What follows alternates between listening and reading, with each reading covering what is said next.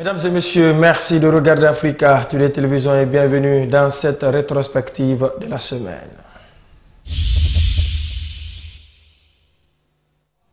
Les travaux de la COP 22 se sont achevés cette semaine du côté de Marrakech, travaux auxquels la Guinée a été activement représentée. Parallèlement au panel des ministres de l'Environnement, celui des ministres de l'Agriculture aussi a réfléchi sur l'agriculture intelligente face au climat en action. À ces échanges prenait part la ministre guinéenne de l'Agriculture, Jacqueline Marthe Sultan. La déléguée guinéenne s'est focalisée sur les méfaits potentiels du changement climatique et son impact notamment sur l'agriculture guinéenne. Daouda Mohamed Kamara.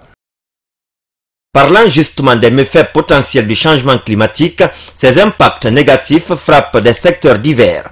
Il s'agit notamment de l'agriculture, la pêche, l'élevage et la foresterie. C'est en cela que Jacqueline Marthe Sultan a passé en revue les différentes initiatives dans le cadre de l'AIC et mis l'accent sur l'initiative pour l'adaptation de l'agriculture africaine.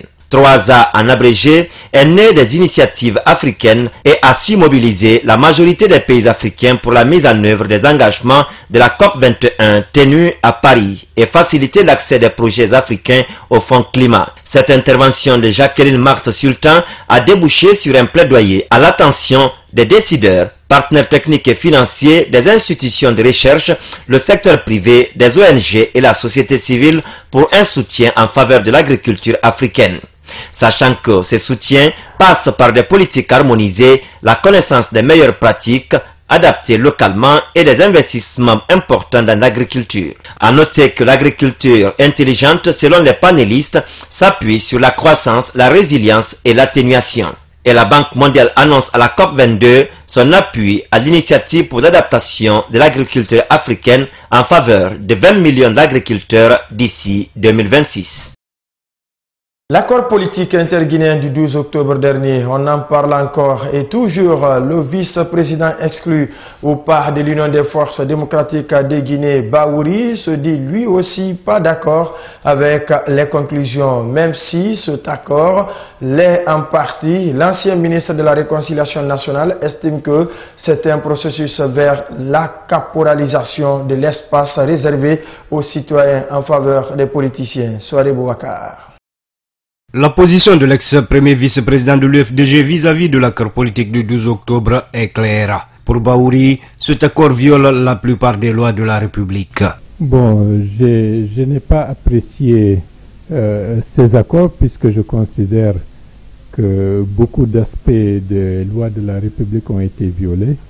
Et c'est la raison pour laquelle, la semaine dernière, je suis allé signer la pétition que le Front pour le droit des citoyens a lancé pour exprimer ma solidarité et le fait que la décentralisation doit aller juste en profondeur et la nomination des chefs de quartier dans ce contexte actuel n'est pas la chose la plus opportune. Au contraire, ça va bloquer l'espace politique. Étant donné pour Baouri que ces élections doivent être une opportunité pour impliquer les citoyens dans l'élection des personnes de leur choix, surtout la couche juvénile qui émerge. L'écrasante majorité de la population est relativement jeune, elle est plus évoluée, plus ouverte sur les réalités du monde, elle doit aspirer à gouverner et à faire son expérience par la base.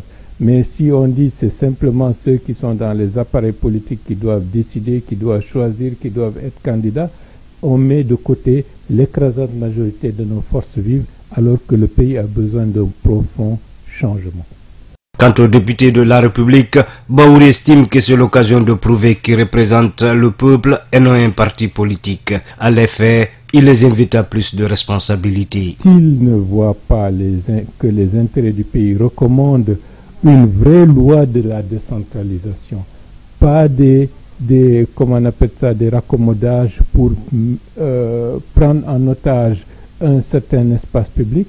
S'ils ne voient pas ça, je pense que ce serait dommage, mais je suis sûr que l'écrasante majorité des députés, et c'est un appel que je leur lance, doivent privilégier l'intérêt du pays, l'intérêt d'avoir des institutions fortes et de ne pas accepter que l'Assemblée ne soit considéré comme une simple caisse de résonance. Pour l'ancien ministre de la Réconciliation nationale, le Parlement doit prendre sa responsabilité pour affirmer son autonomie et être en phase avec les intérêts du pays. Dans la même lancée, les membres du Front national pour la défense des droits des citoyens poursuivent, eux, leur offensive pour recueillir le maximum de signataires contre le point 2 de l'accord du 12 octobre dernier. Cette semaine, ils étaient à la mairie de Kaloum pour faire passer leur message et déposer une lettre d'information à Madame le maire Diao Bachir pour les détails. Visiblement, les membres du Front national pour la défense des droits des citoyens ne semblent pas baisser les mains. Malgré la réponse défavorable des autorités de la commune de Kaloum pour l'organisation d'une série de sensibilisations pour la pétition, ils ont rencontré ce mercredi les citoyens à la base. Pourtant, selon Dr Ibrahima Sori Diallo, membre du Front, une correspondance avait été adressée aux autorités communales. On avait écrit à la commune une lettre d'information pour l'organisation d'une journée de sensibilisation pour la signature de notre pétition. Malheureusement, la commune s'est prononcée défavorable à notre demande. Alors,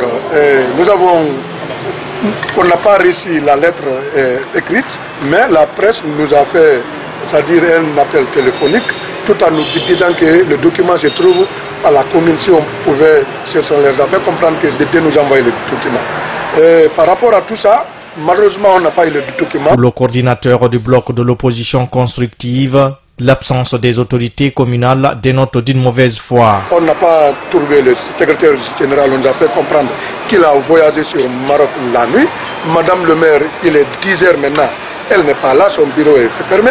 Donc on comprend qu'il y a eu une mauvaise volonté de la part des autorités.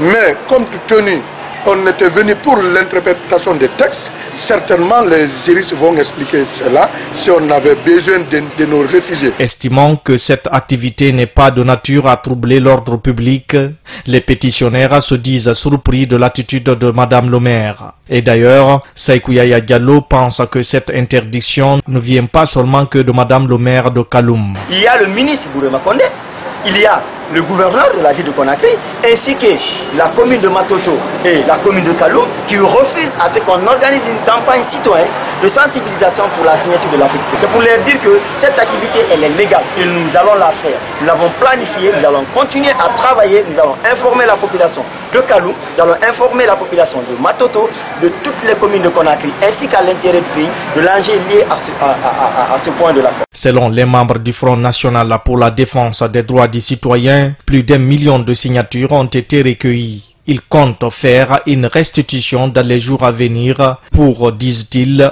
mieux informer l'opinion nationale et internationale. Autre chose dans cette rétrospective de la semaine, les travaux de l'atelier sur la cybersécurité et le cyberdroit se sont poursuivis cette semaine à Conakry. Cette deuxième session, toujours initiée à l'intention des magistrats et forces de sécurité, vise à approfondir davantage les notions sur les risques numériques. Aminata Touré nous en dit plus. Après s'être approprié des notions sur les enjeux et défis liés aux risques numériques et au cyberespace guinéen, ces magistrats et forces de sécurité au nombre d'une quarantaine entament la seconde phase de la formation. Pour cette fois-ci, ils auront à se pencher sur les outils d'analyse, de diagnostic, mais aussi de l'opérationnalisation de la sécurité d'implantation électronique, ainsi que celle de la protection des données à caractère personnel. Au cours de la présente session, le formateur que vous avez bien eu l'occasion de rencontrer, qui une fois est une sommité en matière de cyberdroit et de cybersécurité, va mettre l'accent en fait sur les outils, les mécanismes et les mesures qui vont permettre aux différents acteurs de lutter plus efficacement contre la cybercriminalité. Des concepts qui, une fois mis sur pied, permettront d'aboutir à l'établissement d'une brigade de cybersécurité en Guinée. L'objectif ultime est de pouvoir mettre en place une brigade de cybercriminalité en République de Guinée, par ricochet d'avoir des cybermagistrats, mais également d'avoir des policiers et des gendarmes routiers en matière de cybersécurité. Cet atelier initié par l'Agence nationale de la sécurité des systèmes informatiques en collaboration avec le ministère des Postes, Télécommunications et Économie numérique prendra fin le 18 novembre prochain. Le WANEP Guinée, le réseau ouest-africain pour la paix, a ouvert cette semaine à Conakry son assemblée générale ordinaire. Le thème de cette année, c'est les infrastructures sociales de paix en Guinée, enjeux, défis et perspectives. Pendant 2 jours, les participants ont échangé et font le bilan des 2 dernières années, établi à nouveau un programme et procéder à l'élection du conseil d'administration. Les détails avec Bamamad Alpha. La consolidation de la paix, la prévention et la résolution des conflits dans le pays est l'une des missions principales de WANEP Guinée. Les membres de cette ONG sont en réflexion pendant 2 jours dans la capitale guinéenne pour trouver des pistes de solutions afin d'optimiser leur rendement sur le terrain. Le coordinateur national est déjà satisfait de son bilan pour ces 2 ans de gestion. Je suis satisfait de ces 2 ans. Vous-même, vous l'avez vu dans la présentation des activités que nous avions fait. On a mobilisé assez de ressources. Le bilan de WANEP Guinée dans le cadre de la promotion de la paix, à mon avis, durant ces 2 ans est positif. Parce que j'estime que notre contribution dans le monitoring, dans l'observation des élections présidentielles passées, a contribué à avoir une période post-électorale relativement calme, même si ce n'est pas WANEP seul. Les participants venus de toutes les structures membres de WANEP Guinée fondent un grand espoir à cette rencontre et souhaitent que de fortes recommandations allant dans le sens de la consolidation de la paix et de l'unité nationale sortent de cette assemblée. Que des recommandations fortes sortent pour le renforcement de la paix. Et ça va à droite ligne avec les activités de l'OGDH qui s'est constitué depuis les années 1990 pour le respect des droits de l'homme en Guinée. Nous pensons que cette Assemblée générale va nous permettre de définir de bonnes stratégies pour que l'ensemble de la Guinée, de l'étendue du territoire, puisse avoir les mêmes actions et qu'il y ait vraiment la paix, rien que la paix en Guinée. Selon le ministre de l'Unité nationale et de la citoyenneté, la paix est indissociable à la loi. Khalifa Gassama Diaby espère de voir WANEP Guinée couvrir tout le territoire national. Pour ma part et au nom du gouvernement, je formule ici le souhait et le vœu de voir cette initiative s'étendre à toutes les régions de notre pays pour qu'in fine, on ait une structure nationale des infrastructures sociales de paix, de culture de tolérance, de culture de respect de la loi, de lutte contre l'impunité sous toutes ses formes. Je reste donc convaincu que vous userez de tous les efforts pour gagner ce pari. Pour le moment, WANEP Guinée mène ses activités dans la région forestière et une partie de la Haute-Guinée. La Guinée a aussi célébré cette semaine la journée mondiale du diabète. Près de 400 millions de personnes souffrent de la maladie à travers le monde, dont 80% dans les pays en développement. À Boké, cette journée a été une occasion pour les autorités sanitaires et ses partenaires de procéder à des séries de sensibilisation, mais aussi de dépistage volontaire. Selon des spécialistes, cette maladie est devenue une préoccupation de santé publique. Diao Bachir a rencontré professeur Nabi Moussa Baldé. Suivez son reportage. En Guinée, la journée mondiale du diabète a été célébrée ce lundi 14 novembre 2016 sous le slogan « Protégeons notre futur ». Le thème retenu est « Éducation et prévention du diabète et sa maîtrise dès maintenant ». Le diabète est aujourd'hui l'une des maladies non transmissibles les plus communes. 350 millions de personnes dans le monde, dont 80% dans les pays en développement, vivent avec cette maladie, à en croire à une enquête récemment réalisée par des spécialistes. La maladie se propage d'année en année du fait du vieillissement de la population et de la généralisation de modes de vie peu sains. Selon professeur Nabi Baldé, le diabète est devenu une réelle préoccupation de santé publique. Dans la population, lorsqu'on va rechercher systématiquement les personnes diabétiques parmi nos concitoyens, on trouve qu'il y a 3,5% de la population guinéenne qui est diabétique.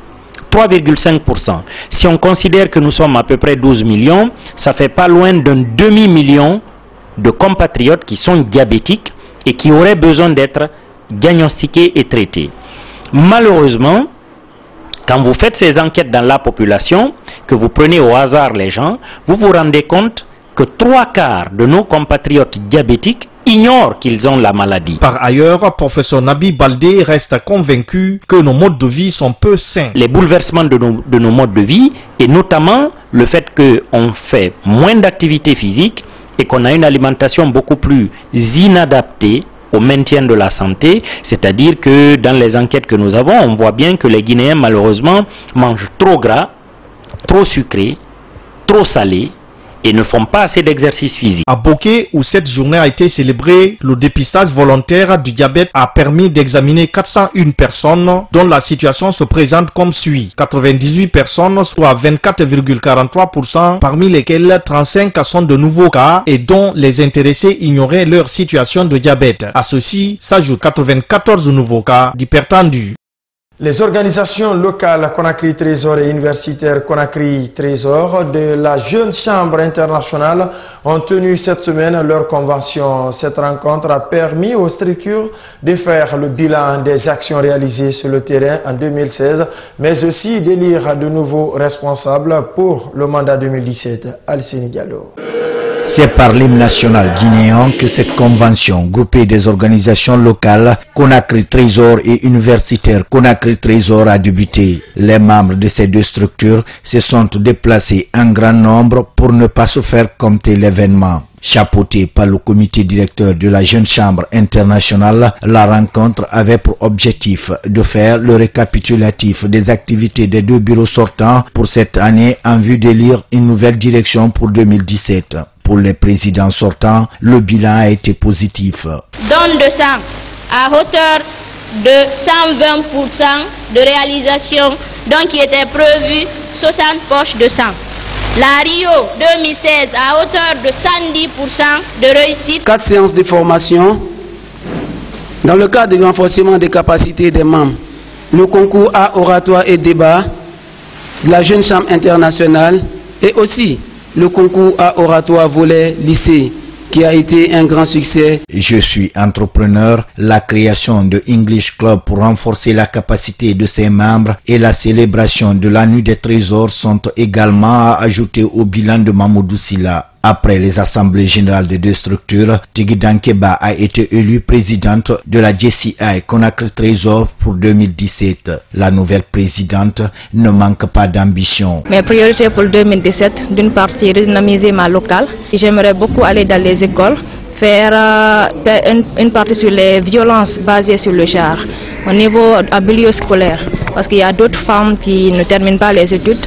D'une part, ce serait une ambition pour moi de montrer aux jeunes d'être comme moi. Et pour la structure universitaire Conakry Trésor, il n'y a pas eu de consensus sur un nouveau président. Le comité directeur, par son représentant, a invité l'équipe de Tigui Dankeba de mettre la barre très haut. C'est tout ce que le succès n'est pas facile durant un mandat, mais elle demande beaucoup de travail. Le comité directeur national demande au comité entrant pour le mandat 2017 de redoubler d'efforts pour plus de succès et plus d'engagement vers une citoyenneté active. Invitée à cette convention, la ministre de l'Action sociale s'est dite impressionnée par la qualité de ces jeunes qui sont la relève du pays. Avec toutes ces organisations, nous allons relever les défis du développement. Le simple fait d'être ensemble crée les sentiments entre vous, crée la cohésion et l'unité nationale. Des nouveaux membres ont été intronisés pendant cette convention. Au nombre de 11, ils ont tous juré fidélité aux principes de la Jeune Chambre internationale. Après une semaine de travaux, l'ONG Community Initiative for Peace and Development a procédé cette semaine à la clôture de sa campagne de reboisement enclenchée dans les établissements scolaires de Conakry. Une occasion pour l'ONG CIPAD Guinée d'inviter des cadres du département de l'environnement à une conférence débat, mais aussi des élèves des écoles bénéficiaires de ce projet y ont présenté des œuvres axées sur la protection de la nature. Omar Sow.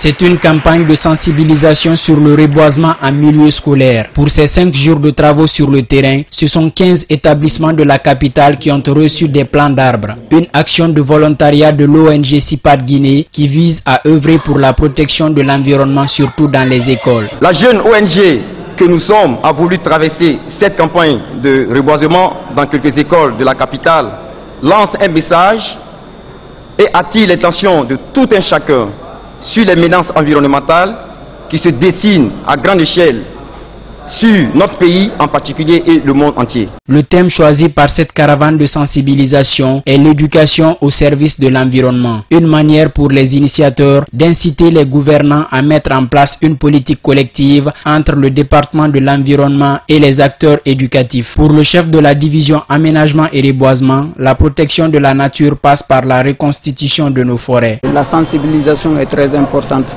Quand vous prenez, par exemple, vous parlez de reboisement, d'accord, reboiser c'est très bon, mais quand vous prenez les têtes de source, les bassins versants, il faut le rester là sans reboiser, puisque si vous laissez la forêt se reconstituer d'elle-même, hein, ça permet d'avoir les essences locales que nous voulons. À l'issue d'une conférence débat, des messages axés sur des mesures à adopter pour la protection de la flore ont été largement débattus. Dans nos forêts, il existe encore quelques pieds. Donc, nous pouvons procéder à plusieurs techniques pour sa restauration. Nous avons la sylviculture qui consiste à faire l'élagage de certains plants et les jeunes plants qui sont en bas, qui ont besoin du soleil, vont essayer de se revégéter. Et ça va reconstituer cette partie. Au finish, les tout petits des établissements scolaires qui ont bénéficié de cette campagne de reboisement ont présenté des œuvres. Une manière pour ces écoliers de témoigner leur engagement dans la protection environnementale en milieu scolaire. Lancement cette semaine à Conakry de l'atelier sur la vulgarisation de la loi organique relative à l'accès aux informations publiques initiée par le comité de suivi mis en place à l'effet. Cette organisation d'échange et de partage vise à attirer l'attention des décideurs sur les nécessités de renforcer la liberté d'expression et faciliter l'accès aux sources d'information. Diao Bachir pour plus de détails. L'article 07 de la Constitution de la République de Guinée garantit aux citoyens le droit d'accès à l'information publique. L'idéal est de mieux favoriser l'ancrage de la transparence et une bonne gouvernance dans le pays. Mais comment vulgariser cette loi organique? C'est à cela que s'attelle le comité de suivi mis en place pour cette cause. Le Conseil national de transition faisant office du Parlement en 2010 a conçu et adopté le projet de loi organique portant droit d'accès à l'information publique avant sa promulgation par le président de la République par intérim de Zina Sebouka Konakry. La loi organique L004 TNT du 24 novembre 2010 portant droit d'accès à l'information publique comprend 7 chapitres et 28 articles. Tous ces articles concourent à la promotion de la transparence et à la participation des citoyens au processus de prise de décision et d'évaluation des politiques publiques de développement. Pour le secrétaire général du ministère de la Communication, la vulgarisation de cette loi nécessite une plus grande réflexion des hommes de médias. Mohamed Condé reste convaincu que les journalistes ont un rôle central à jouer dans ce sens. Les journalistes sont les premières victimes de l'inapplication de ce texte parce qu'ils sont chargés de collecter de l'information, de les traiter et de les diffuser pour le public. Aujourd'hui, nous comprenons la difficulté que les journalistes rencontrent dans l'accès à l'information publique, ce qui est à la base de nombreux dérapages qu'on observe dans la presse. En tout cas, en vue de la mise en application de la loi organique accès sur le droit à l'information publique, la coalition des associations de médias et de la société civile compte sur certaines ONG comme Osiwa Guinée. Cette loi est méconnue en Guinée malgré les efforts de certains de nos partenaires, au nombre desquels la fondation Osiwa, qui avait organisé une rencontre régionale à Conakry en septembre 2012 pour aider au renforcement de capacités pour la mise en œuvre de la loi portant droit d'accès à l'information publique dans les pays francophones. Malgré cela, l'application de cette loi tarde toujours à se matérialiser. C'est pourquoi la coalition des associations de médias, de jeunes, de femmes, de juristes et des organisations non gouvernementales de lutte contre la corruption a sollicité l'appui de la fondation Osiwa pour son ancrage juridique et institutionnel en Guinée. La vulgarisation de cette loi organique portant droit d'accès à l'information publique s'étendra selon le coordinateur dans les préfectures et régions de la Guinée. Culture, dans cette rétrospective de la semaine, la maison d'édition Harmattan Guinée s'active dans les préparatifs de Conakry, capitale mondiale du livre 2017. Une délégation polonaise séjourne présentement en Guinée dans le cadre d'un échange d'expériences sur l'organisation de cet événement littéraire. Cette mission a rencontré cette semaine des acteurs du livre guinéen. Le compte rendu est signé Salut Mbouno. Après Varsovie, la capitale polonaise en 2016, c'est Conakry qui a su bénéficier de la confiance de l'UNESCO pour être capitale mondiale du livre en 2017. La tâche ne s'annonce pas aussi aisée pour la Guinée qui, pour la première fois, a le privilège d'organiser un tel événement. La nécessité d'échanger les expériences avec leurs prédécesseurs est donc impérative pour les organisateurs de ce grand rendez-vous littéraire, ce qui justifie la présence au pays de cette délégation polonaise. Lors d'une rencontre ce jeudi avec cette mission de la Pologne, les acteurs du livre guinéen ont aussi étalé le programme de cette organisation pour 2017. Il s'agissait de présenter le programme à tous ces acteurs, vendre ce qu'on a envie de faire en 2017. Vous savez, 2017, pour nous, c'est refonder l'industrie du livre en Guinée.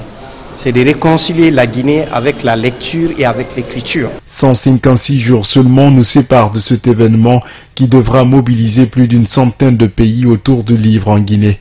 Le pays organisateur et ses partenaires se montrent déterminés pour la réussite totale. La Pologne, elle affiche clairement son intention de soutenir la Guinée. La Pologne va faire son maximum, tout son possible pour aider la Guinée, pour aider Conakry, capitale mondiale du livre, que tout se passe bien. Ils feront tout ce qui est en leur pouvoir pour nous aider par tous les moyens qu'ils peuvent. Le ministre de l'Enseignement supérieur, lui, mesure à juste titre l'enjeu de ce rendez-vous littéraire. C'est un événement de portée mondiale, puisque vous aurez des écrivains de tous les pays du monde qui y viendront. La Guinée est le 17e pays à être sacré capitale mondiale du livre. À 156 jours de l'événement, les organisateurs croient en une organisation réussie, même si le financement tarde encore à venir. Dernier élément de cette rétrospective de la semaine en prélude aux journées nationales du livre de la jeunesse en Guinée prévues les 23 et 24 novembre prochains, la maison d'édition Gandal, en conférence de presse cette semaine, a fait la préfiguration de cette rencontre culturelle. Selon les initiateurs, cet événement permettra aux écrivains de livres de jeunesse et libraires de faire des expositions et des animations avec les groupes d'élèves. C'est un compte rendu de Dianka Sissé et Saloum Kondé. Selon un constat, les livres de jeunesse sont peu connus dans les milieux scolaires. Pourtant, une maison d'édition produit ces genres de documents depuis plus de 20 ans dans le pays. Pour donc relever ce défi et faire intéresser les jeunes, la maison d'édition Gandal se propose d'aller vers des écoles de la capitale. Ce jeu a été fait la première année avec seulement 6 écoles primaires. L'année dernière, on l'a développé dans 8 lycées et dans 8 écoles primaires, avec des livres différents, bien entendu, adaptés à chaque niveau de lecture.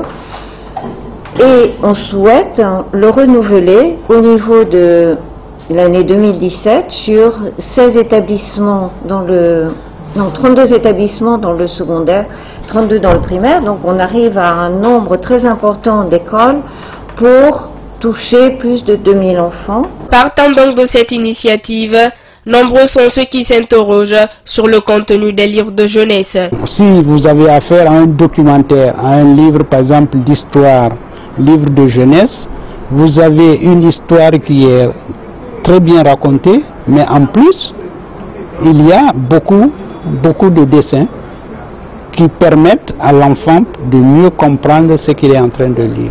Ces mots décrivent les raisons qui expliquent la nécessité d'organiser des journées nationales sur le livre de jeunesse. Au dire des initiateurs, cette rencontre culturelle permettra aux élèves et écrivains d'échanger à travers des débats et animations. Il y aura des animations que les différents écrivains qui ont donc publié leurs œuvres chez nous, donc vont faire autour de leurs livres avec des groupes d'élèves que nous faisons venir des différentes écoles primaires de Conakry, mais aussi de certaines écoles secondaires. Donc il va y avoir tout un travail d'animation, de présentation, de discussion, d'échange d'idées entre les auteurs, les enseignants et les élèves. Au cours de cette rencontre culturelle, l'Association guinéenne des écrivains de livres de jeunesse compte mener des réflexions sur les problèmes et les perspectives sur ces ouvrages.